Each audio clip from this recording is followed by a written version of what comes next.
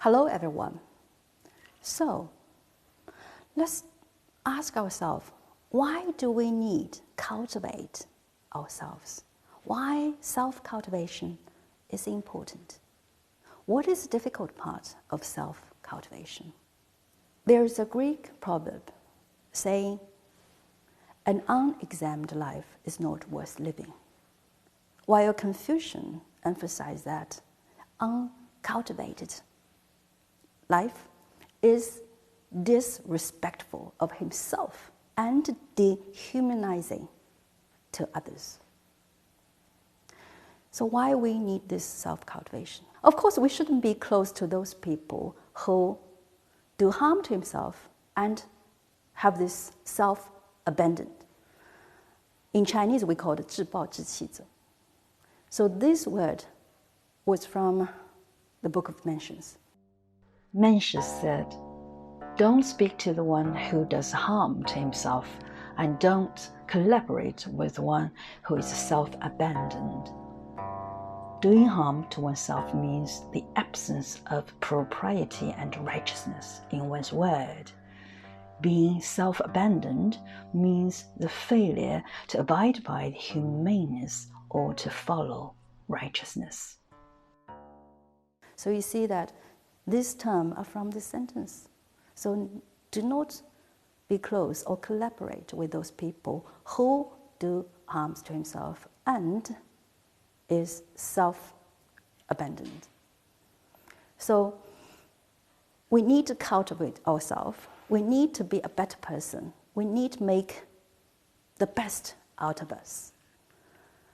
The early Chinese philosophers believed that the purpose of learning was to cultivate himself and develop himself and also develop the society. So different schools of thoughts have a variety of perceptions about self-cultivation.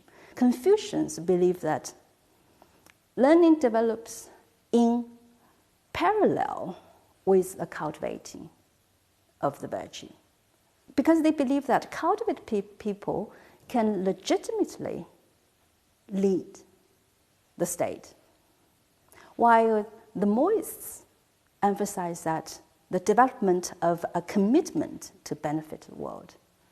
And how about Taoists?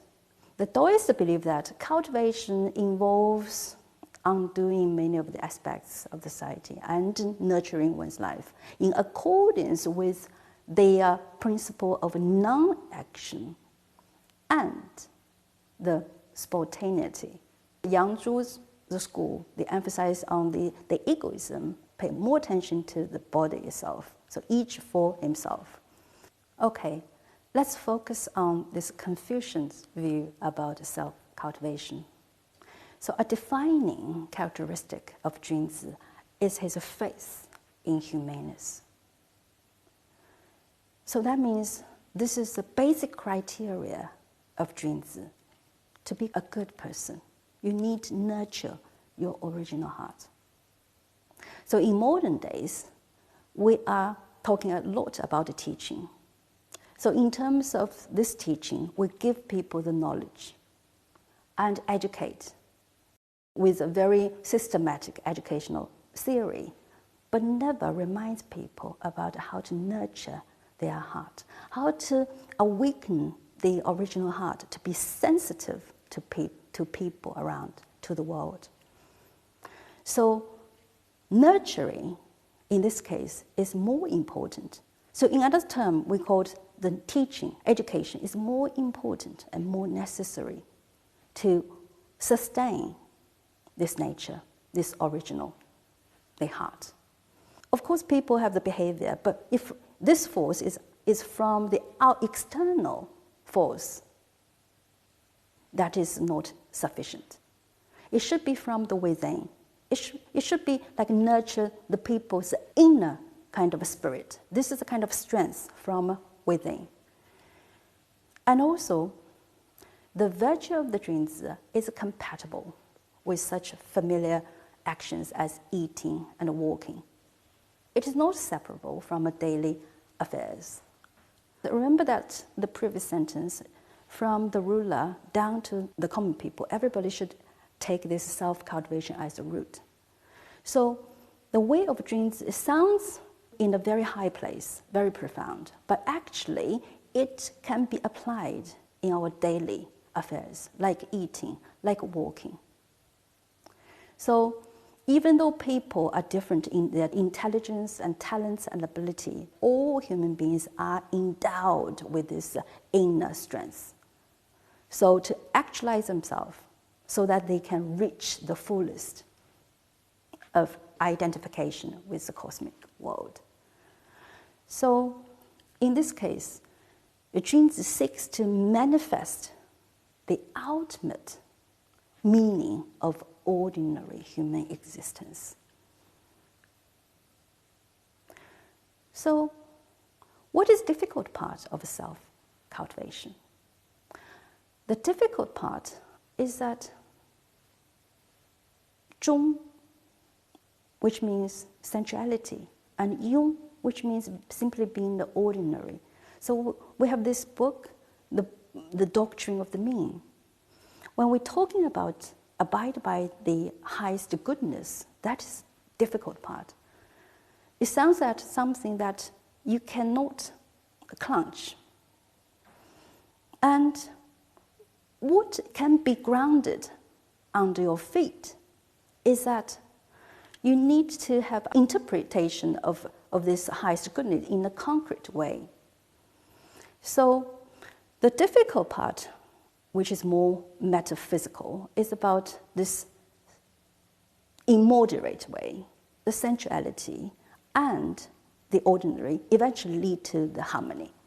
So we have like 3 sentences from the Doctrine of the Mean.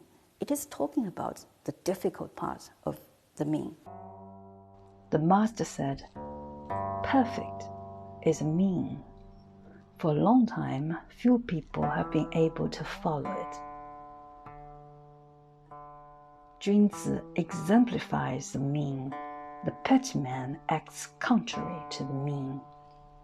Junzi exemplifies the mean because, as Junzi, he can maintain the mean at any time. The petty man acts contrary to the mean because, as a petty man, he has no caution. The empire, the states, and the family can be put in order. Ranks and emoluments can be declined. A bare naked weapons can be trapped upon, but the mean cannot easily be attained.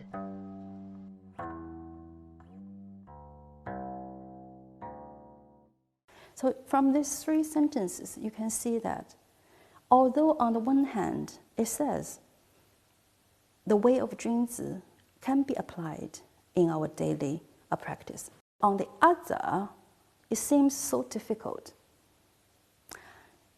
Even the sage, even the Junzi sometimes found it difficult to accomplish it. So that's the difficult part. So put in a simple word, the difficult part is to, when you do the self-cultivation, you should be honest and true to yourself. It's like you have 2 strengths in your heart. One is that the heart of the greed, desire. The other is the heart of the pure, original heart. So these 2 strengths, they always fight against each other. Sometimes if your greed overrides the goodness, and then you will go astray. And you always should be cautious about, alert of maintenance of this goodness in your nature, so that you will not be fear. You will not have the worries and no perplexities, as we emphasized previously. So another sentence, which is very long, and Confucius emphasized when he was talking about the way of the Junzi, and he tried to explain, although it sounds profound, still, when we come back to society, when we take the daily practice into consideration, we still can see it, we can feel it, we can follow what it guides us.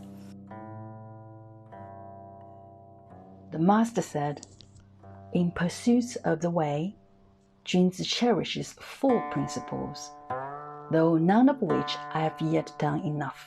I haven't been able to do what a good son should do to his parents, what a loyal minister should do to the ruler, what a younger brother should do to his elder brother, and I haven't been able to set example for friends. Ordinary virtues should be encouraged to be applied in daily life, and ordinary conversation should be handled with cautiousness. When you haven't done it enough, practice it persistently. When you have done it enough, restrain it accordingly. In this case, his words correspond to his actions, and his actions correspond to his words. Isn't it true that such sincerity distinguishes Junzi?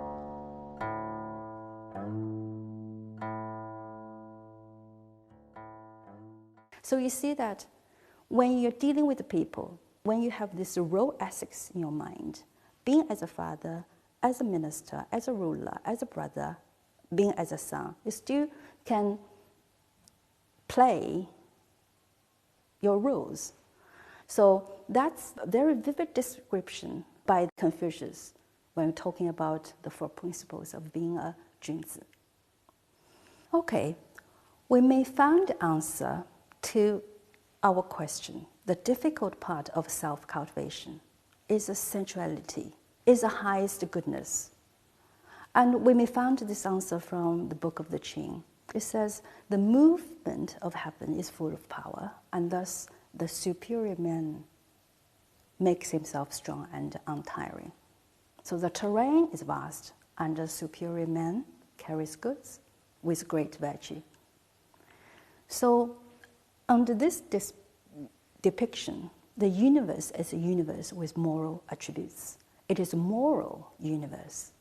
Confucius' sense of morality is grounded on their metaphysics of the moral universe.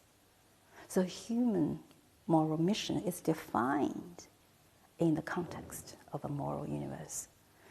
So Confucians typically regard the highest moral accomplishment of humans as of aiding creation and furthering other lives.